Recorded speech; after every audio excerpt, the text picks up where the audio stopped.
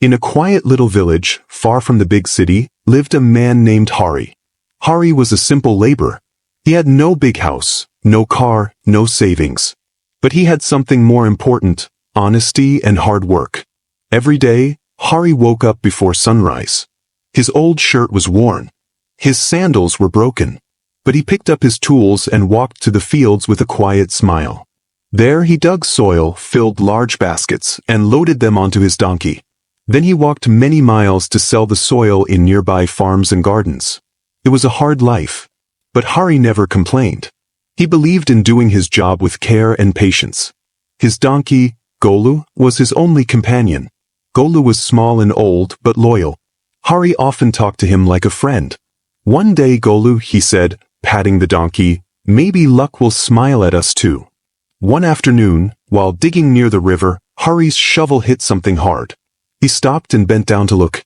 There, under the soft soil, was a stone. Not just any stone, it was shiny. It sparkled under the sun like a piece of glass. Hari picked it up. It was cold, smooth, and beautiful. Wow, he said. This is pretty. He turned it in his hand. It was clear, with tiny colors dancing inside. But Hari didn't know what diamonds were. He had never seen one. He thought it was just a nice-looking stone. I'll tie it on Golu's neck, he smiled. He deserves to shine too. So he took a small thread and tied the shiny stone around his donkey's neck like a necklace. Golu blinked and continued chewing grass. The next day, as they walked through the village market, people looked at Golu. Some smiled. Some pointed. A child whispered, "Look, that donkey has jewelry." Hari laughed. Just then, a man standing in front of a small shop called out, "Hey, what is that on your donkey's neck?" Hari looked up. It was Mr. Sinha, the local grocery shop owner. A rich man with shiny shoes and a big stomach. "Oh, this," Hari said. "It's just a shiny stone I found while digging." "Really?" Mr. Sinha walked closer. "Can I see it?" Hari untied the stone and gave it to him. Mr. Sinha held it up, turning it in the sunlight. "It's nice," he said. "I'll buy it." "How much?" Hari thought for a moment. 50 rupees? Mr. Sinha laughed. "Only 50? Deal." He paid Hari and tied the stone to the hook on his weighing scale. It hung there like decoration. Customers came and noticed it. "Nice piece," one said. "Looks like a gem," said another. But no one knew what it really was. One day, a jeweler from the nearby town came into the shop. He had sharp eyes and wore a gold chain. When he saw the stone, he froze. He looked again. Then again. This is not just decoration," he whispered. "This is a diamond." He turned to Mr. Sinha. "Where did you get this?" Mr. Sinha shrugged. "Bought it from a poor laborer for 50 rupees. The jeweler's hands shook. "Sir, do you want to sell it?" Mr. Sinha, sensing the excitement, said calmly, "Sure. For 100 rupees. The jeweler frowned. 100? That's too much. He thought for a moment and said, "I'll give you 80 rupees. That's a fair price." "No," Mr. Sinha said. 100, final. The jeweler didn't like being told no. "All right, I'll come back tomorrow. You'll change your mind."